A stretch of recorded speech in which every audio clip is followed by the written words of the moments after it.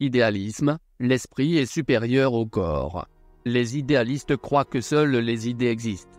La réalité, quelle qu'elle soit dans son réel, la forme est l'idéalité. Ils encouragent également la poursuite d'idéaux de haut niveau dans tous les aspects, par exemple la société idéale de l'utopie. Réalisme, la réalité ne dépend pas des idées. La réalité est objective, c'est-à-dire que ce que les gens pensent n'a pas d'importance. Penser à quelque chose plutôt que la réalité de quelque chose est indépendante de l'esprit. Matérialisme, rien n'existe sauf la matière. Par conséquent, tout ce que nous voyons est le résultat d'interactions matérielles.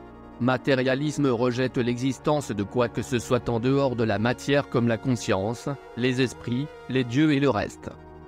Rationalisme, la raison est la seule source de vraie connaissance. Les rationalistes utilisent des modes de raisonnement déductifs et abstraits et rejettent toute perception sensorielle. Si vous rencontrez un rationaliste sur votre chemin et que vous commencez tous les deux à vous disputer sur quelque chose, vous devrez peut-être quitter complètement le chemin car ils sont plutôt durs en argument. Allez-y alors, reconnaissez simplement votre erreur devant un rationaliste. Empirisme, toute vraie connaissance vient de l'expérience. Les empiristes soulignent la nécessité de donner du sens et de l'expérience à tout ce que nous voulons enquêter. Un enfant qui apprend à parler est un exemple d'empirisme car cela dépend beaucoup de l'expérience plutôt que de la raison. Scepticisme, rien n'est sûr. Le scepticisme est la conviction que nous ne devrions rien croire à moins que cela ne va de soi. Solipsisme, seul mon esprit est réel. Un solipsiste n'a aucune raison de croire en quoi que ce soit, sauf en ses propres états mentaux. Il rejette fondamentalement l'existence des autres parce qu'il doute que la personne assise en face de soit réelle ou non. Existentialisme, nous sommes responsables de notre existence. Les existentialistes affirment que la vie n'a pas de sens mais nous avons trouvé un sens à notre propre vie. Ils rejettent toutes les méthodes de jugement purement abstraites et accordent de l'importance aux opinions subjectives des gens. Existence.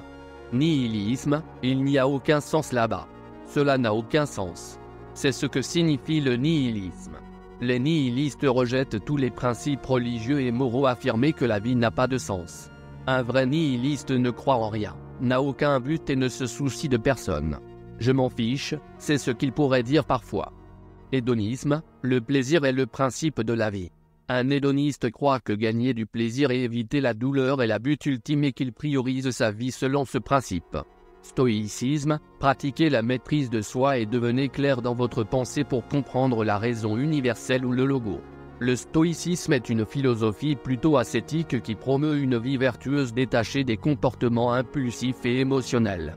Être incapable de changer la structure du monde physique, le stoïcisme nous enseigne comment aborder les choses de manière non réactive. Marxisme, la richesse et les privilèges devraient être distribués de manière égale, quelles que soient les hiérarchies sociales. Le marxisme accorde une grande importance au travail humain car la valeur de la marchandise peut être mesurée objectivement par la moyenne du travail. Il faut des heures pour produire la marchandise. Pragmatisme, nous avons juste besoin de solutions pratiques. Les pragmatiques croient que la fonction de l'esprit humain est de résoudre les problèmes et de trouver des solutions pratiques. Application au lieu de trouver la nature de la réalité. On croit que les choses sont vraies seulement si elles fonctionnent bien dans un système de pensée donné. Utilitarisme, l'utilitarisme favorise la plus grande quantité de biens pour le plus grand nombre de personnes. En d'autres termes, le bien et le mal dépendent de l'effet et du résultat, ils n'ont aucune valeur sinon. Positivisme, la vérité est seulement ce qui est vérifiable par la recherche scientifique, c'est-à-dire l'expérience et les analyses logiques. En d'autres termes, soit les choses sont positivement vérifiables, soit elles n'existent pas.